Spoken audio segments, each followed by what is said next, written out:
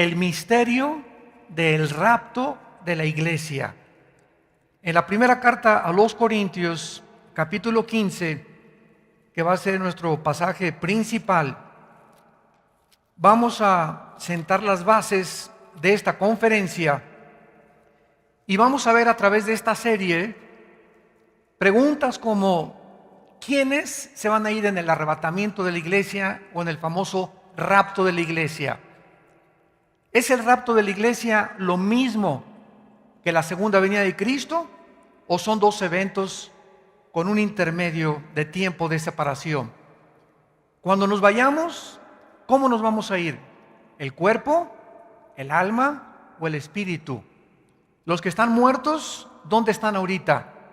¿Es verdad que los que mueren están en estado inconsciente? ¿Que cuando morimos, hasta que resucitemos, vamos a cobrar la conciencia? ¿O las personas que murieron ya están conscientes desde el momento que murieron? Vamos a ver también de qué forma el espíritu, el alma y el cuerpo están interconectados y quiénes se encuentran ahorita en el centro de la tierra, qué están haciendo en el centro de la tierra y quiénes se encuentran en el cielo.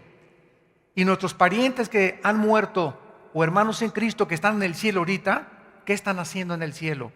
¿Nos están viendo? ¿Están conscientes ellos de lo que está pasando en el mundo? Y cuando venga el arrebatamiento, ¿qué va a suceder aquí en el mundo? Cuando estemos en el milenio, porque lo vamos a ver también eso, ¿verdad? ¿Qué vamos a hacer? Nos vamos a seguir reproduciendo. Cuando nos muramos, mi familia va a ser mi misma familia. Voy a conocer a Fido, mi perro. Va a estar conmigo mi perro. Vamos a poder comunicarnos, nos vamos a conocer. En el cielo vamos a saber quién es Adán, quién es Elías, quién es Moisés, sin que tengamos fotos de ellos. Todas estas preguntas las vamos a contestar en esta serie, el misterio del rapto de la iglesia. En la primera carta a los Corintios, capítulo 15, versículos 51 al 53, dice el apóstol Pablo: he aquí os digo un misterio. ¿Por qué un misterio? Porque en el Antiguo Testamento no se había revelado el arrebatamiento de la iglesia. En el Antiguo Testamento no se había revelado tampoco la iglesia.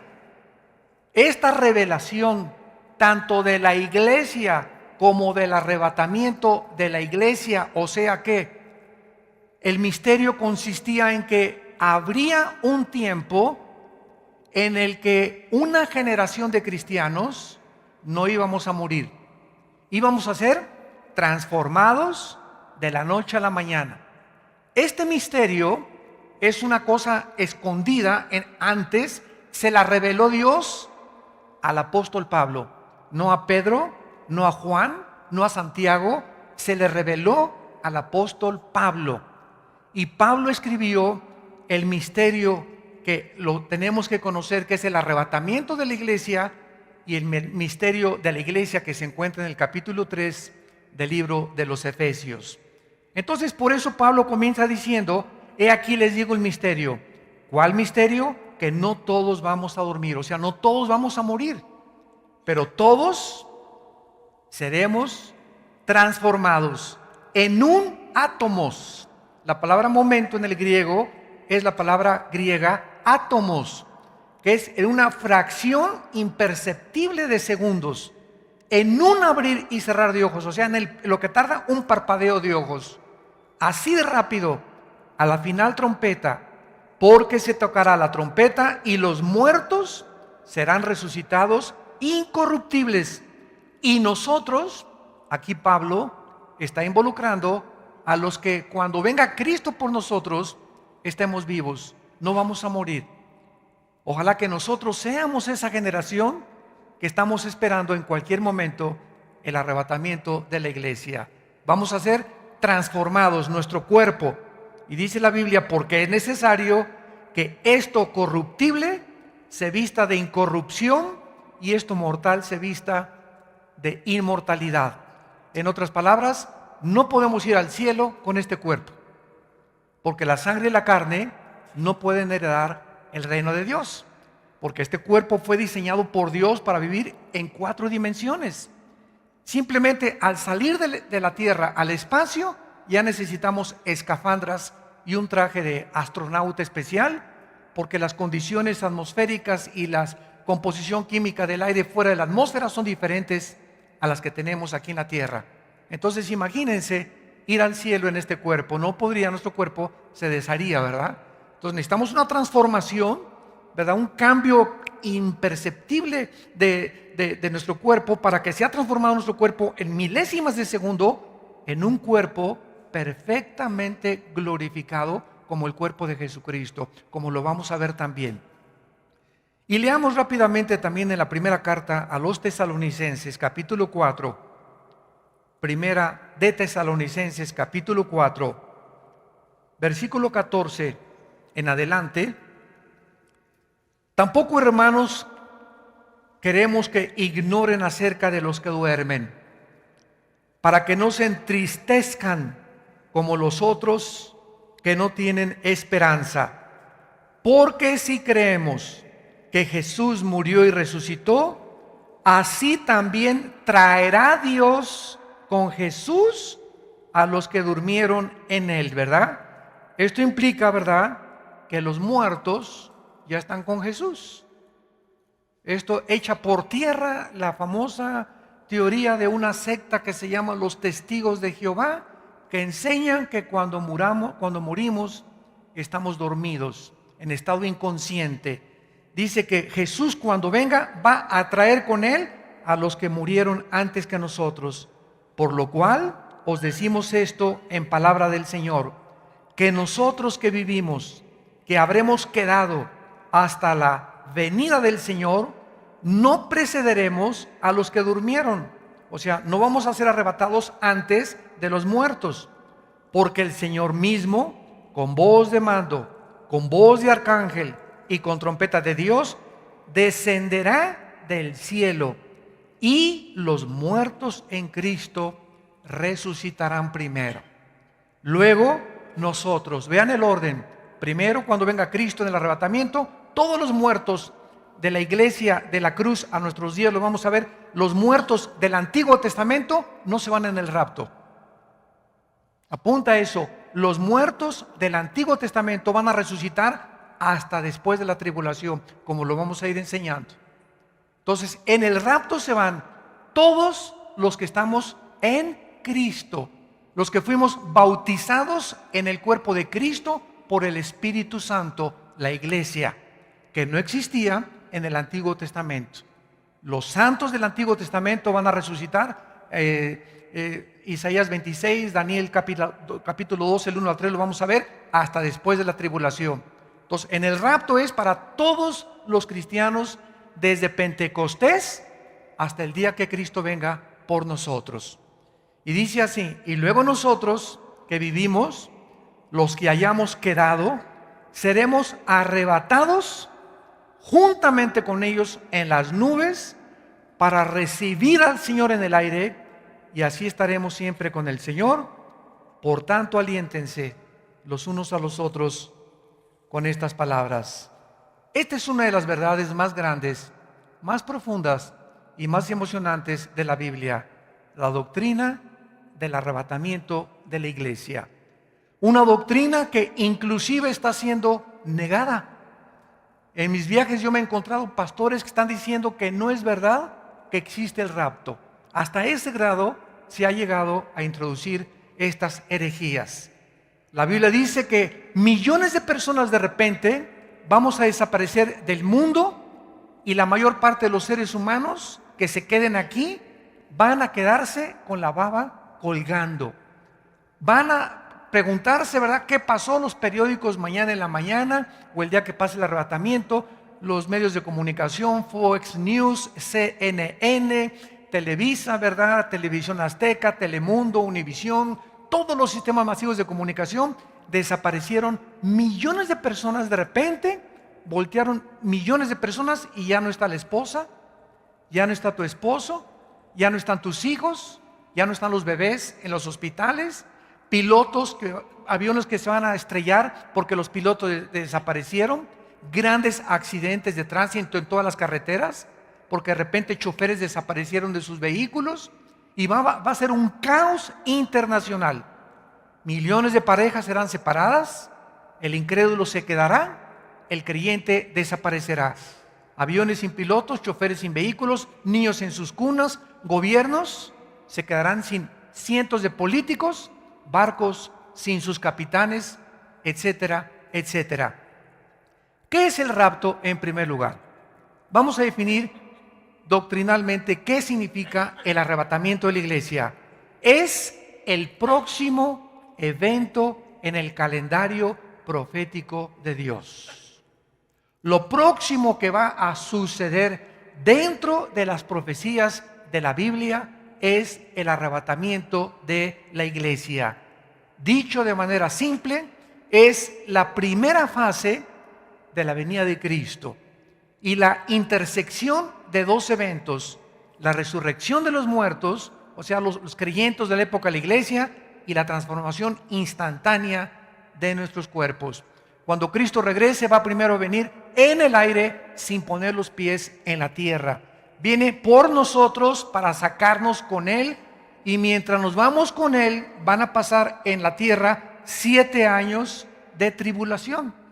Repito, viene Cristo y nos saca, y va a firmarse un tratado en el Medio Oriente por el anticristo. Tal vez en el momento en que el anticristo firme el tratado, nosotros nos vayamos. Porque en segunda de Tesalonicenses capítulo 2 dice que el anticristo no vendrá sin que antes venga la apostasía y se manifieste entonces el hijo de perdición. Lo vamos a ir viendo también. Entonces nos vamos en el rapto, pasan 7 años de tribulación, y al acabar la tribulación, la guerra del Armagedón, nosotros en los 7 años, mientras estamos en el cielo, estamos en el tribunal de Cristo. 1 Corintios capítulo 3, donde vamos a ser evaluados y recompensados de todas las cosas mientras estábamos en el cuerpo. 2 Corintios 5:10. Cuando regresemos en el Armagedón con Cristo, regresamos con Él. Repito, el rapto viene por nosotros, la segunda venida es con nosotros. Ahí está claramente demostrado que son dos eventos separados. En el rapto viene por nosotros, en la segunda venida viene con nosotros, ya glorificados, a establecer su reino milenial aquí en la tierra. Entonces, la primera venida de Cristo sucede en dos fases: el arrebatamiento de la iglesia, y la segunda después de la tribulación, cuando regrese para derrotar al anticristo e iniciar la guerra del Armagedón. En segundo lugar, cuando nos referimos al rapto de la iglesia, estamos también refiriéndonos a la resurrección de los justos, porque los que no son cristianos no van a resucitar en el arrebatamiento. En el arrebatamiento resucitan todos los que habían muerto, pasan 7 años de tribulación, y después venimos nosotros con Cristo, y después 1000 años, y al acabar los 1000 años resucitan los que no recibieron a Cristo en sus vidas. Esto está en Apocalipsis 20 del 11 al 15, y se conoce en la Biblia como el juicio del gran trono blanco. Y en tercer lugar, la resurrección de los justos o de los cristianos se llama en la Biblia la primera resurrección, en Apocalipsis 20 del 4 al 6. ¿Por qué se llama la primera resurrección? Vayamos a 1 Corintios otra vez, capítulo 15, y veamos esto con detenimiento, porque vamos a demostrar que va a haber muchas resurrecciones, varias resurrecciones.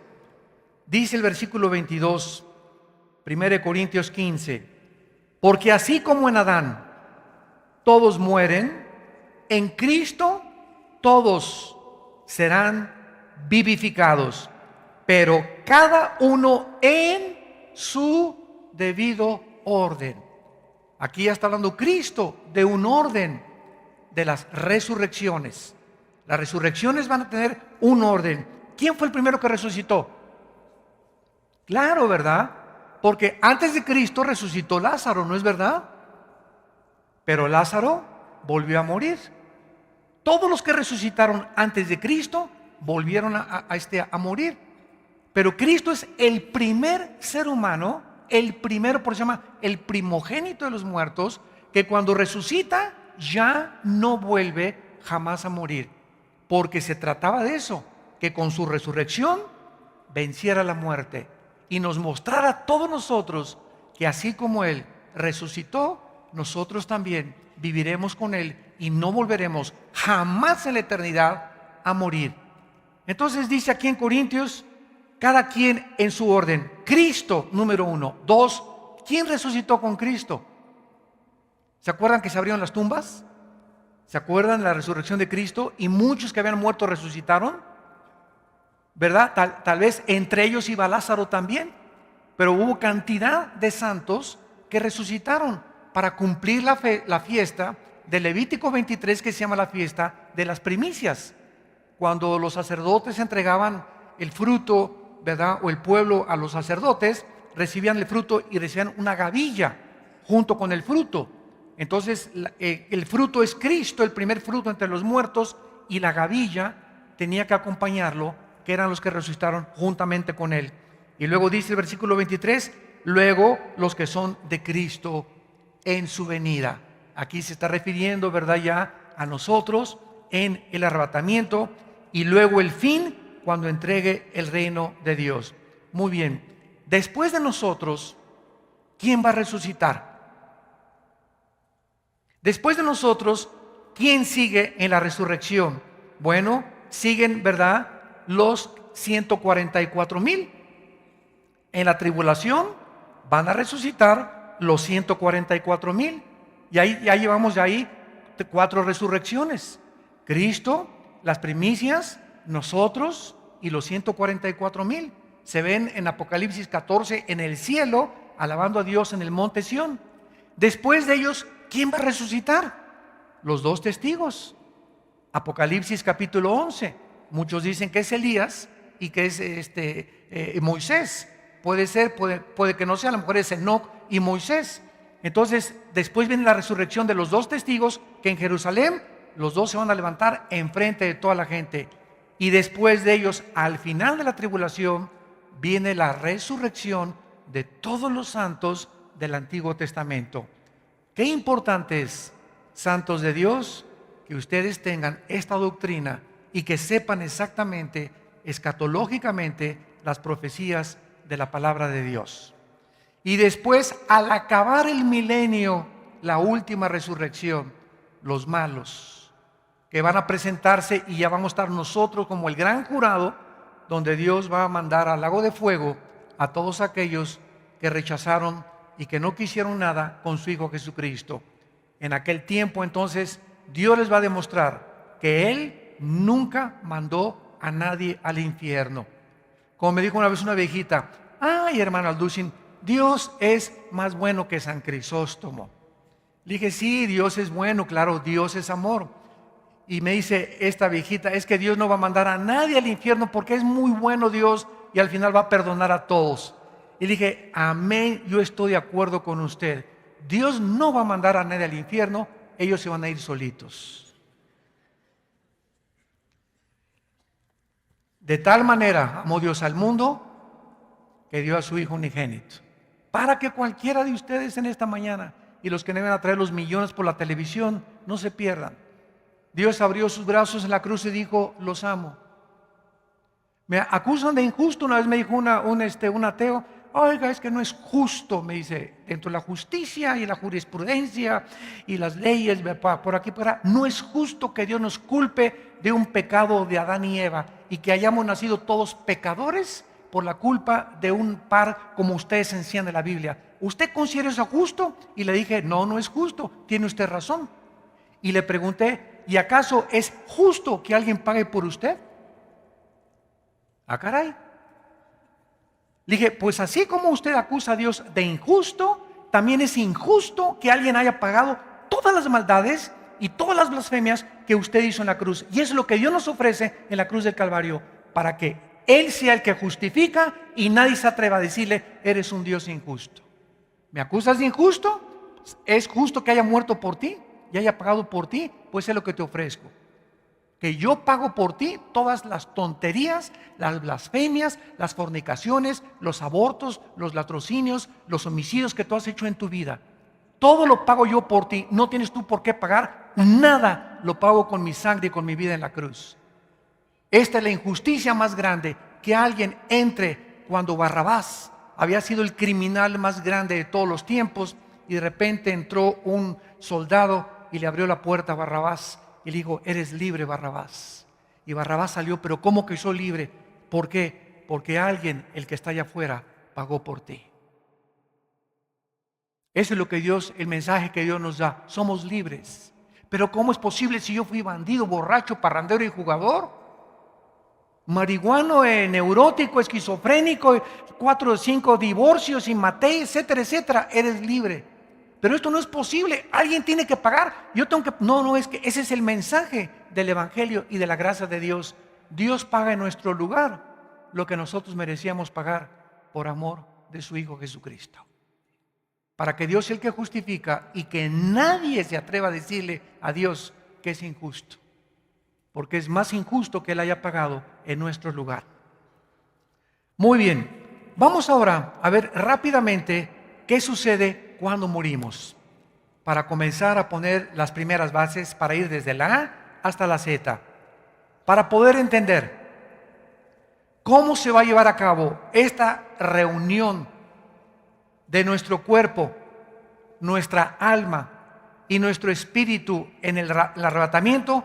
Tenemos que comprender lo que la muerte física le hace al cuerpo, al espíritu y al alma. ¿Qué sucede cuando un cristiano se muere? ¿Qué pasa con su alma, su espíritu, a dónde se van, su cuerpo, etcétera, etcétera? En primer lugar, la palabra muerte, apúntalo por favor, no significa en la Biblia cesar de existir. La palabra muerte no significa cesar de existir, ni tampoco aniquilación. La palabra muerte significa separación. Separación. Cuando dice la Biblia que nacimos, Efesios 2:1, muertos en delitos y en pecados, ¿qué está diciendo? Que nacimos separados de Dios espiritualmente. Somos espíritu, tenemos un alma, vivimos dentro de un cuerpo. Otra vez, soy espíritu, tengo un alma y vivo dentro de un cuerpo. En otras palabras, mi espíritu y mi alma son realmente mi yo y están dentro de una botella, dentro de un envase, dentro de una casa temporal que está sujeta a la corrupción o físicamente a la ley de la entropía. Todo se desgasta, estamos muriendo celularmente desde que nacimos, y este cuerpo cada día se agota y se desgasta hasta que llegamos a lo viejito, ¿verdad?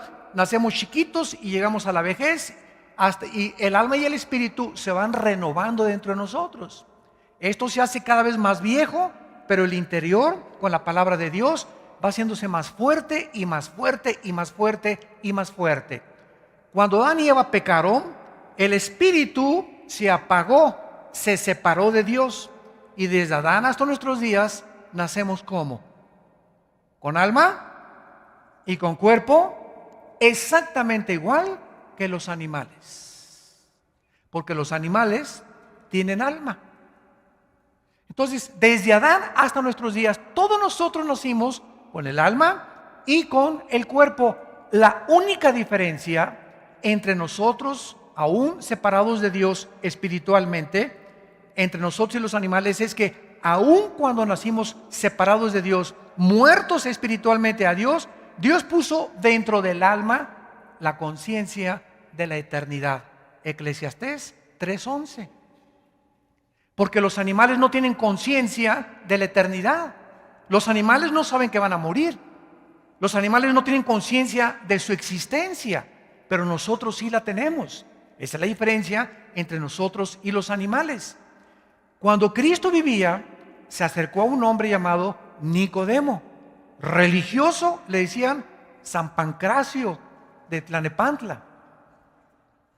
religioso y cumplía con toda su religión, iba a su iglesia miércoles de ceniza, se iba de rodillas a la villa, etcétera, etcétera. Religiosísimo Nicodemo, como todos los fariseos. Nicodemo se acercó a Cristo con su alma y con su cuerpo. Juan capítulo 3, y le dijo a Cristo: Rabí, sabemos que tú has venido de Dios por las cosas que tú has hecho. Y Cristo lo paró en seco. Ya no lo dejó seguir platicando. Y le dijo: Nicodemo, tienes que nacer de nuevo. Estás muerto, separado de mi Padre espiritualmente. Tu religión es almática y tu religión tú la inventaste. Si tú no naces de nuevo, si tu espíritu no vuelve a resucitar, si no es regenerado tu espíritu, aunque seas persinado, bautizado y católico, protestante, mormón, bautista, presbiteriano, nazareno, amistad cristiana, Vida Nueva para el Mundo, no importa la religión que vayas, mientras tú no nazcas de nuevo, mientras no se regenere tu espíritu por el Espíritu de Dios, no vas a entrar al cielo. Y si tú te mueres con solo tu alma y con tu cuerpo, sin que tu espíritu durante tu vida se haya regenerado, te condenas eternamente. Entonces, Cristo nos trae un mensaje de que necesitamos nacer de nuevo. ¿Qué significa esto? Que cuando entra el Espíritu Santo a nuestra vida, porque el Espíritu es el que vivifica, entra a lo que estaba muerto, al foco, y lo prende. ¿Y quién es un cristiano? Es una persona que ha nacido, que ha vuelto otra vez a resucitar, que comienza a comunicarse con Dios. Porque Dios no es alma, Dios no es cuerpo, Dios es espíritu. Juan 4:24. Y si quieres comunicarte con Dios, y si quieres adorar a Dios, y si quieres servir a Dios, tiene que ser a través de tu espíritu. Pero naciste muerto. Entonces, como estamos muertos espiritualmente, inventamos las religiones. ¿Qué son las religiones? El esfuerzo o el sustituto del plan de Dios para comunicarse con Dios. ¿Y qué es la religión? Es un sistema de creencias, de dogmas, de ritos, de ceremonias. El católico tiene sus dogmas, el protestantismo las suyas, los mormones las suyas, etcétera, etcétera. Todas las religiones tienen su forma, el judaísmo, el hinduismo, los musulmanes, el islam. Todos están tratando de alguna manera, ¿qué cosa? De poder comunicarse con alguien que en la conciencia traemos, que existe y que es nuestro creador. Pero estamos tratando de comunicarnos con él equivocadamente, a través de buenas obras. Porque todas las religiones enseñan, sin excepción, pórtate bien, haz buenas obras y sacrificios. Y por eso toda la historia de las religiones es sacrificios a los dioses. Los aztecas les sacaban el corazón a las víctimas, los mayas también, los aucas en el Brasil, el espiritismo de los cheyennes, de los sioux, de las tribus indias en Estados Unidos, en Europa, en fin, por todos lados encontramos en la historia de las religiones un grande derramamiento de sangre, tratando de agradar a los dioses. Aquí en México, ¿verdad? Millones de personas de rodillas a la villa, en Teotihuacán cargándose energía del sol, ofreciendo a los dioses. Ahorita en Yucatán hay más de 12,000 personas que vinieron de Europa a esperar el 21 de diciembre, porque los ovnis se comunicaron con los mediums de ellos y les dijeron que los malos nos íbamos de aquí, de este mundo. Entonces, cuando venga el arrebatamiento, ya está preparándose la humanidad para saber que los buenos se quedan, los perfectos y los que son tolerantes, porque nosotros somos los religiosos, los cristianos. Entonces, me van siguiendo. El nacimiento es el que nos hace que otra vez en el espíritu nos comuniquemos con Dios. Ahora, cuando una persona nace de nuevo, espiritualmente, Dios nos deja una Biblia, que es el libro que tengo en mis manos, para que este libro me dé la información del reino espiritual. La Biblia no la puede entender por más doctorados que tengas en química, en filosofía y letras, en ciencias políticas y tengas 3 premios Nobel. Una persona que no ha nacido de nuevo está entrando a la Biblia con su mente. Y dice 1 Corintios 2 que el hombre natural, el hombre que no ha nacido de nuevo, no entiende las cosas de Dios, porque las cosas espirituales se tienen que entender espiritualmente. Y es el Espíritu el que entra a nuestra vida y el que comienza a abrirnos la Biblia y a darnos entendimiento, no racionalmente, espiritualmente. Comenzamos a discernir, no razonar, discernir las cosas de Dios. ¿Me van siguiendo? Y esta es la razón por la cual la persona que no es cristiana se acerca a la Biblia y choca con la Biblia. Oye, pura sangre. ¿Cómo es posible que Dios haya mandado a matar a los cananitas? Esto es genocidio. ¿Cómo es posible que David sea hombre conforme al corazón de Dios y se haya cometido adulterio y hasta homicida fue? ¿Y cómo es posible que esto y el otro? ¿Por qué? Porque chocan con la Biblia. Y cuando tú vienes a la Biblia y no la entiendes, ¿sabes por qué no la entiendes? Es porque no la entiendes. Tan sencillo como esto, ¿verdad? Yo así como dijo Teofilito, ahí te vas a quedar ¿y por qué? Porque tu intelecto no ha sido abierto, no ha sido expandida tu comprensión espiritual. Porque las cosas del espíritu no se pueden racionalizar con la mente intelectual, se tienen que discernir. Y la palabra discernir significa distinguir entre la luz y las tinieblas. Se lo explico de otra manera. ¿Se acuerdan de Hebreos 4:2? Porque la palabra de Dios es viva y eficaz y más cortante que toda espada de dos filos y discierne, ¿verdad? Las cosas, ¿verdad? Del espíritu y penetra hasta el alma y el espíritu y discierne las intenciones y los pensamientos del corazón. Fíjense lo que dice Hebreos 4:12. Este es el alma y este es el espíritu, la mitad de mi Biblia. Este es el alma, este es el espíritu. Cuando nacemos y no hemos nacido de nuevo, el alma y el espíritu están así, amalgamados. El espíritu está muerto y el alma tiene un poco de vida, porque tiene la conciencia de la eternidad, repito. Entonces, para la persona que no tiene a Cristo, todo es gris. Una persona que no tiene a Cristo no puede distinguir claramente el bien y el mal. Bueno, sabe que matar es malo, todas las tribus africanas lo saben, los ignorantes lo saben que robar es malo, que el adulterio es malo, que una muchacha no debe casarse más que virgen. Son conceptos que ya trae el alma humana, la ley escrita en el corazón, la conciencia, pero no distingue claramente qué es realmente, qué es bueno y qué es malo a los ojos de Dios. No, pues todo el mundo ahorita vive en pecado y se acuesta con su novio y cuando nos casemos vamos pero antes de casarnos puedo tener relaciones sexuales, el matrimonio gay no hay ningún problema, el aborto no hay ningún problema. ¿Se dan cuenta? Ya en las cosas profundas ya no hay distinción. Ya está así, ya no saben quién es bueno, quién es malo, quién tiene la verdad, quién no tiene la verdad. ¿Será fumar marihuana bueno? ¿Será malo? ¿Será tener 3 esposas bueno? ¿Será malo? Ya no hay distinción. Entonces la palabra de Dios, dice en Hebreos 4:12, cuando entra, separa el alma del espíritu. Solo la palabra de Dios me pone aquí el espíritu y me pone el alma.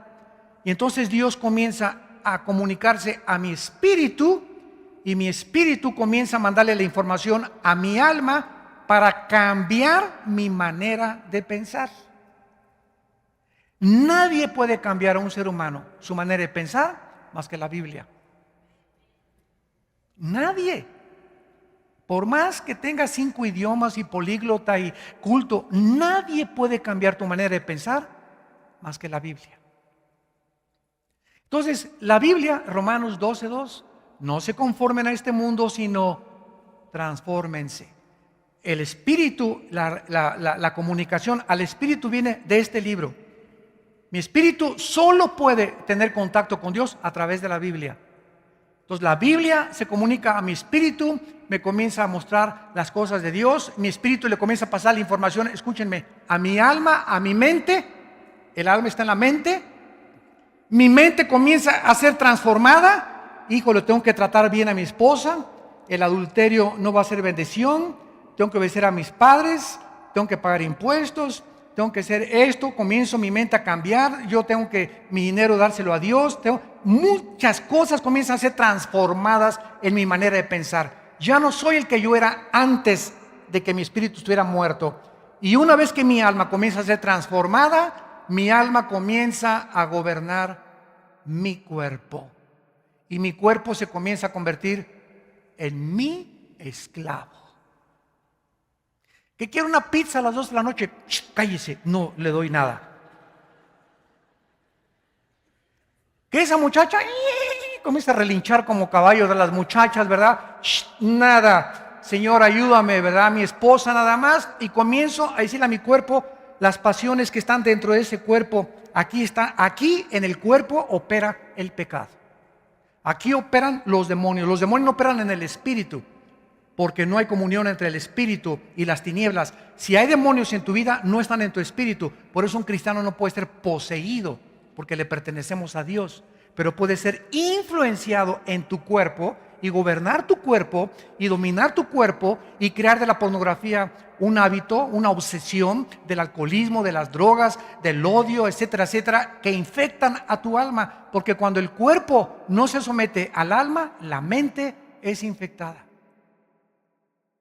Entonces se dan cuenta cómo es y cómo opera mecánicamente la transformación bíblica del cristiano.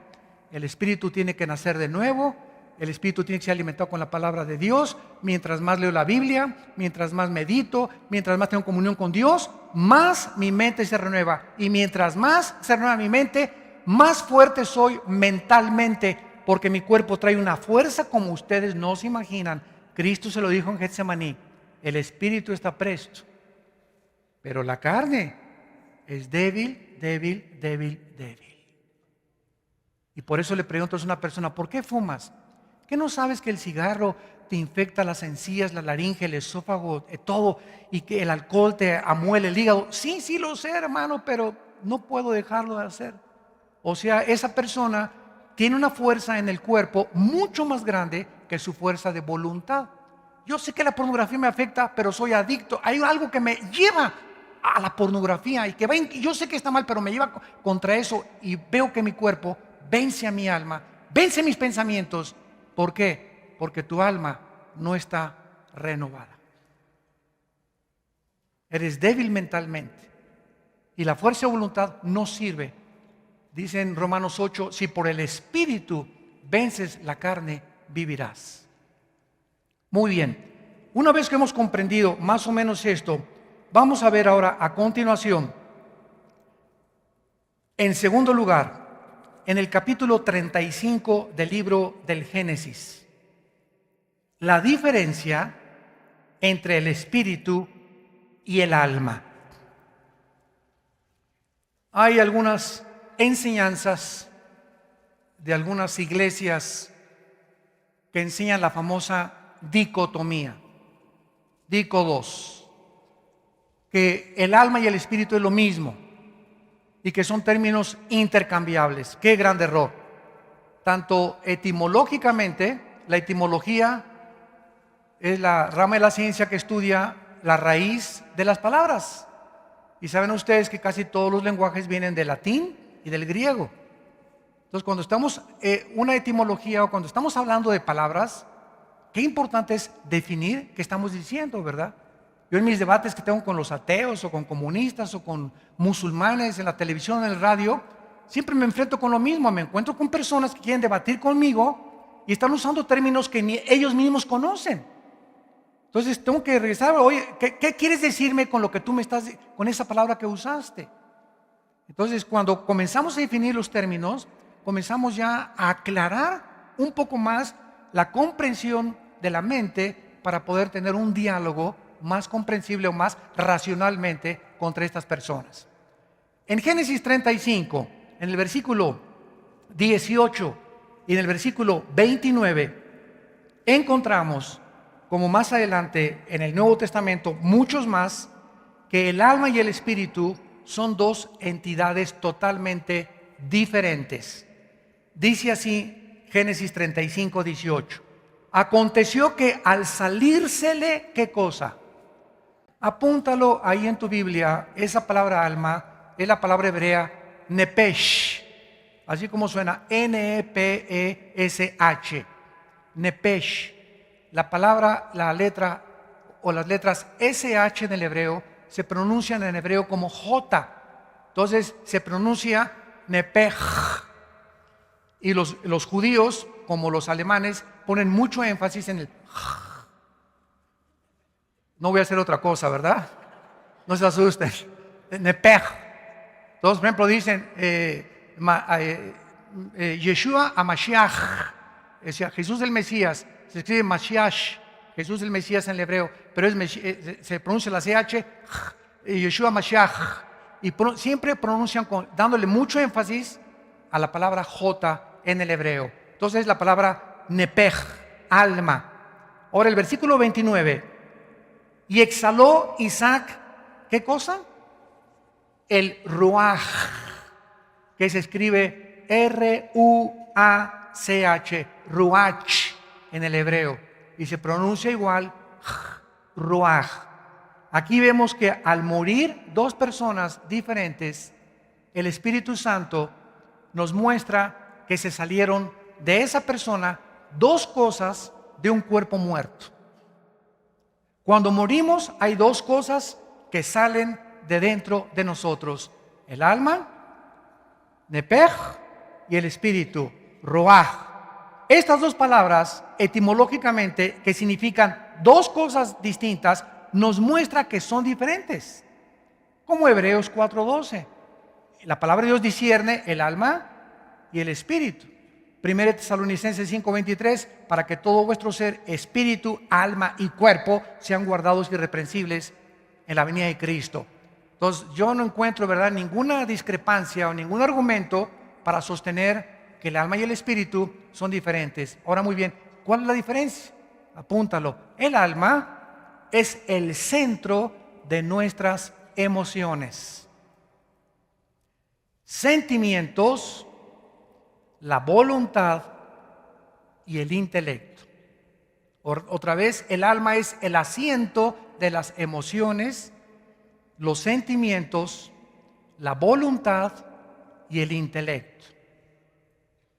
Y el espíritu es la parte inmaterial del ser humano, a través de la cual conocemos, servimos y adoramos a Dios, porque Él es espíritu. Otra vez, no se conoce a Dios con el alma, con la mente, se le conoce en el espíritu. El espíritu le pasa la información a la mente. En segundo lugar, no podemos a Dios servirle a través de nuestras obras muertas, sino a través de nuestro espíritu. Hay cristianos que son nacidos de nuevo, pero que creen que el ser demasiado activistas en la obra de Dios, y reparten folletos y por aquí por allá, y no está malo, no hay nada de malo en eso. Y pastores que yo conozco y misioneros que son muy activos, y por acá y por allá, y viajan de las 7 de la mañana a las 11 de la mañana, y hasta se agotan y hasta ni vacaciones van. Y todo eso no le agrada a Dios, porque si tú quieres servir a Dios, lo sirves en espíritu y en verdad, en tu comunión con Jesucristo. 1 Corintios 1:9. Fuimos llamados a la comunión con Jesucristo. Mientras tú no le des a Dios la prioridad en tu vida, de en las mañanas tener como prioridad tu tiempo con la Biblia y en oración, hagas lo que hagas, puedes hacer iglesias, puedes predicar, mientras no entendamos que servimos a Dios primero, a Él en comunión y en oración, no vamos a entender qué es servir a Dios. Yo oí un testimonio hace poco de un pastor en Estados Unidos que Dios le quitó la iglesia. Y dice, me fui con mi esposa a un rancho. Oye, pero yo estoy acostumbrada a la iglesia y a esto y el otro. Y estuvimos 1 año y medio en el rancho, me dice el pastor, dio su testimonio. Y ni prediqué ni nada. Y Señor, le pregunté a Dios, pero yo quiero servirte en el reino y todo. Y hasta que finalmente, después de que se quebrantó y se humilló delante de Dios, el Espíritu Santo le dijo a este pastor, ¿sabes una cosa? Es que yo quería que durante todo ese año y medio no sirvieras a la gente, me sirvieras a mí. Y te encerré en ese rancho 1 año y medio sin hacer nada, ni activismo, ni predicar, ni nada, para que aprendas que tu prioridad en mi vida es servirme a mí. Eso me impactó tremendamente, porque confundimos el activismo con el servir a Dios. Y mientras no tengamos comunión con Dios y no entendamos que mi tiempo más importante es el tiempo que yo paso con la Biblia y es el que Dios evalúa más altamente, todo lo demás que haga no sirve de nada. Acuérdense de Apocalipsis 2, del 1 al 4, la iglesia de Éfeso, ¿se acuerdan? Oye, vengan para acá los de Éfeso, pónganse aquí mis chiquilines. Todos ustedes, y comienza Jesús para que entendamos este concepto. Yo sé que ustedes han sido muy celosos, han sido muy pacientes, han probado lo que son apóstoles y no lo son, se han involucrado en cientos de actividades, y en ese momento, pues todos los cristianos a quienes Cristo se refería podían haber, gracias Señor, sabíamos que nos tenías que reconocer, y de repente Cristo les dice, pero hay un pero, hoy el Señor tiene un pero contra nosotros, ¿cuál será? Quiero decirles que todo eso que han hecho no les sirve de nada, porque han perdido su primer amor. Todas las iglesias que construiste, todo lo que tú hiciste no es absolutamente comparado, porque tienes años que no tienes comunión conmigo. No estás enamorado de mi Hijo Jesucristo. Y le dice Cristo, arrepiéntanse. Dice nada más, arrepiéntense y regresen a sus primeras obras, porque si no se arrepienten y no regresan a mí y dejan tanta actividad para dedicarse más a mí, a darme tiempo, les quito el candelero de su lugar. En otras palabras, ¿qué significa esto? Que si tú no entiendes que nosotros somos testigos al mundo y brillamos, y el poder que tenemos para hablar de Cristo es de nuestra comunión con Él, si comenzamos a hablar los activistas, lo hacemos en la carne, y quitar el candelero significa que perdemos nuestro poder espiritual. Y predicamos en la carne, se puede enseñar en la carne, se puede repartir folletos en la carne es bien consagrada y súper religiosa.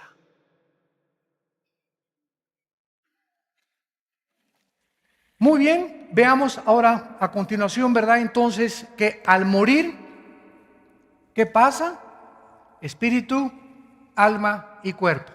Al morir el cristiano, el alma y el espíritu del cristiano, al morir, si te mueres hoy a las 5 de la tarde saliendo aquí te atropella un camión, inmediatamente subimos al cielo. Inmediatamente, 2 Corintios 5, 9 al 10, ausentes del cuerpo, presentes en el Señor. Lo vamos a demostrar. Nos vamos inmediatamente al tercer cielo. El cuerpo lo entierran, lo creman, no importa lo que le hagan. Si lo creman o no lo quieren cremar, es opción, cada quien esté convencido en su mente, no hay ninguna ley en el Nuevo Testamento. Mateo 10 dice que no importa lo que hagan al cuerpo, ya sea que no te cremen, ¿verdad? De todas maneras, si no te creman, te comen los gusanos. Ahórrate el ataúd, ¿verdad? Y que te cremen mejor. Yo es mi consejo que le doy a la gente, ¿verdad? Y te ahorras tanto borlote que el mejor cofre, la mejor caja para mi abuelito y para mi papá, y que le pongan chapa de oro alrededor a la caja, ¿verdad? Y flores, y se gastan ahí todas cosas. El muerto ni sabe con nosotros, ni está con nosotros, ni te lo agradece, ni nada. Es puro mercantilismo, ¿verdad? Todo eso viene del paganismo. Digo, si lo quieres hacer no hay ningún problema, ¿no? Hijo de paganos. No todos tienen esa intención, ¿verdad? No digo que todos lo tengan, ¿no? Pero cuando comenzamos a despertar espiritual, nos damos cuenta, ¿verdad? Que pues mejor que lo creme, ¿verdad? Ya se acabó tantas cosas, un botecito, ¿verdad? Te ahorraste, hasta el hoyo en el panteón te ahorraste, ¿verdad? Entonces nos vamos inmediatamente al cielo, el cuerpo se queda adentro, y dice la Biblia que cuando Cristo viene al arrebatamiento, tu espíritu y tu alma vienen con Cristo, ¿te acuerdas? Y traerá Dios con Él a los que durmieron con Él, a los que murieron, por eso están con Cristo. Y entonces los muertos, tu cuerpo, va a resucitar. 1 Tesalonicenses 4, va a resucitar, y en el aire, cuando venga el arrebatamiento, nos juntamos con nuestra alma y con tu espíritu, con un cuerpo glorificado, completamente glorificado, y así ya estaremos para siempre con el Señor. Pero, mientras estamos en el cielo y no hemos recibido el cuerpo glorificado, ¿tenemos algún cuerpo intermedio en el cielo? Vayamos a Apocalipsis capítulo 6. ¿Con qué cuerpo estamos en el cielo o somos como Gasparín el fantasma? No, de ninguna manera. Veamos lo que la Biblia nos enseña de nuestros hermanos y hermanas que ahorita están en el cielo, y veamos tantos detalles que se nos revelan de los que están ya en el cielo ahorita, antes que nosotros. Dice Apocalipsis 6 del 9 al 11: cuando abrió el quinto sello, vi bajo el altar las almas. O sea, Juan estaba viendo con sus ojos, vio almas. Si fueran como Gasparín, incorpóreos, inodoros, transparentes, ¿verdad? No podía ver nada. Vio algo y él sabía que eran las almas. O sea, el ego, el yo de estas personas muertas. ¿De quiénes eran? De los que habían sido muertos por causa de la palabra de Dios y por el testimonio que tenían, de los mártires. Ahí Juan vio a los mártires en el cielo y clamaban a gran voz. Estas personas en el cielo tienen cuerdas vocales. En el cielo hay comunicación. Estos muertos no están así, ¿verdad? En un ambiente. No, ¿verdad?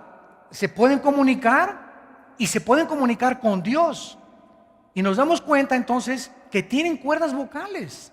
Que hay todavía, el cuerpo está abajo en la tumba, pero las almas se pueden comunicar. Porque está comprobado, ¿verdad? Que, por ejemplo, el cerebro no es el que hace los pensamientos.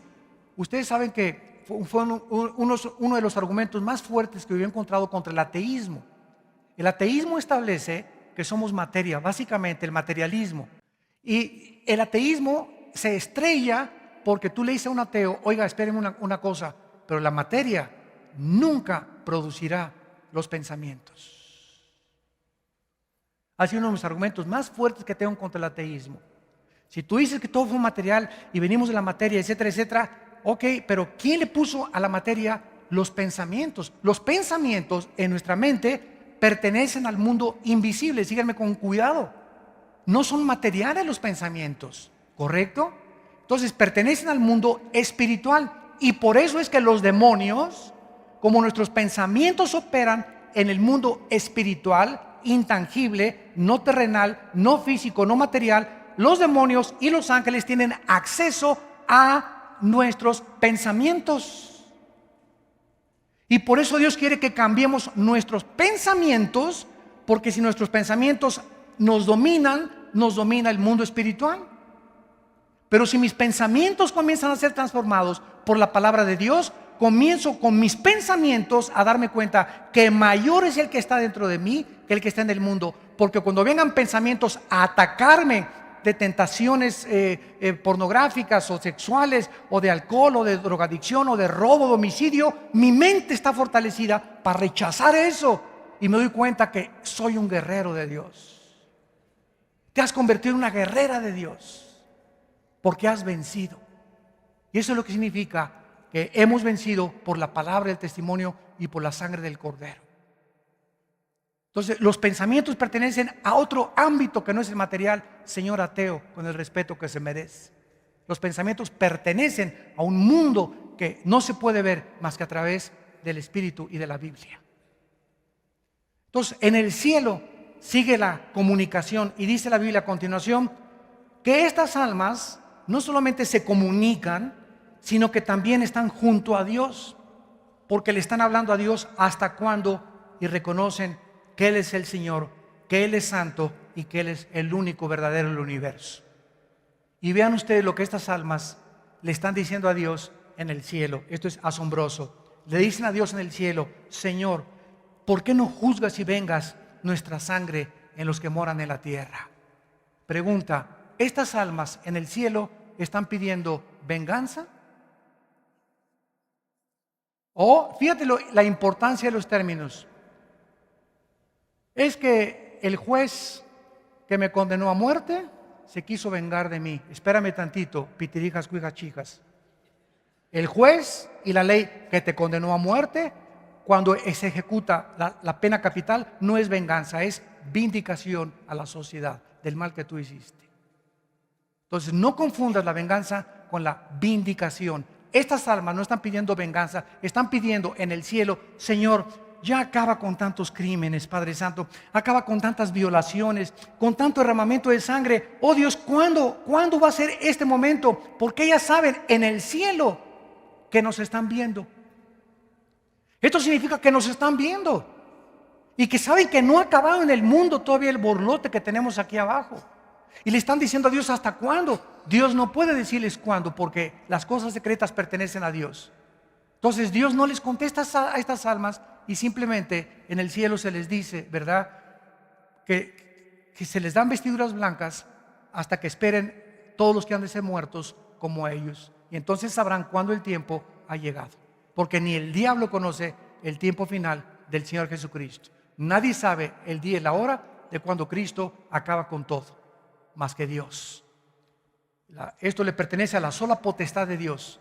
Los tiempos cronológicos y los kairos de Dios le pertenecen solamente a Dios. Y dice el versículo 11: y se les dieron vestiduras blancas. O sea, tú no puedes vestir a Gasparín, ¿verdad? O sea, hay un cuerpo intermedio en el cielo, pero esas vestiduras no están vistiendo a un cuerpo glorificado.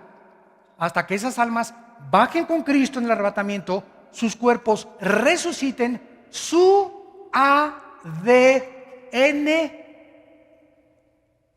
El ADN, el código genético hereditario, el ácido desoxirribonucleico, del cual está formada cada una de nuestras células, billones de células que tenemos en el cuerpo, ahí está escondida toda la información de quiénes somos. Tenemos billones de células y en cada célula está el software de Dios.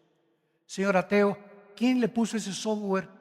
Se hizo solo. Ni siquiera un chango le contestaría eso.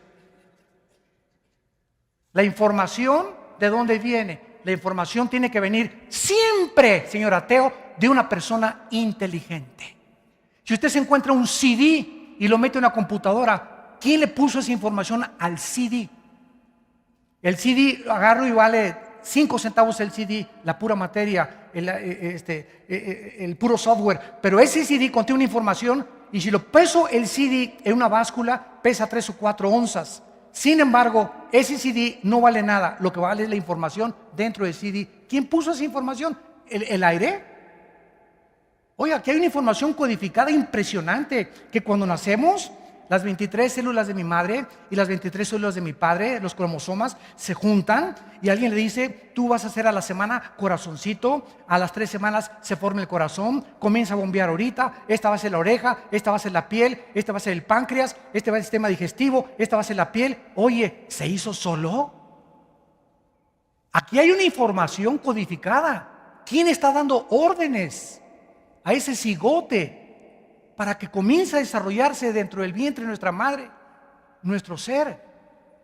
Estudia, señor ateo, la formación de un ser humano desde los primeros días hasta el 9º mes que nacemos al mundo. De qué forma tan mecánica y tan consecutiva y tan consistente cada cosa se va formando de una forma perfectamente bien planeada y organizada.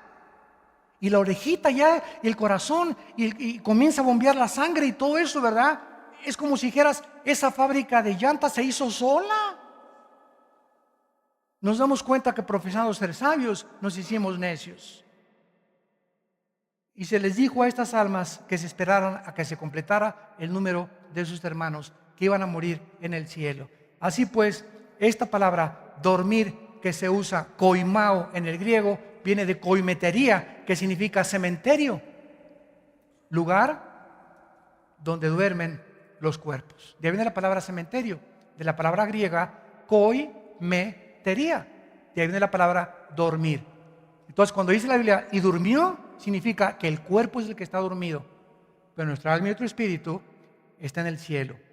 Oremos. Padre, gracias por tu palabra en esta mañana.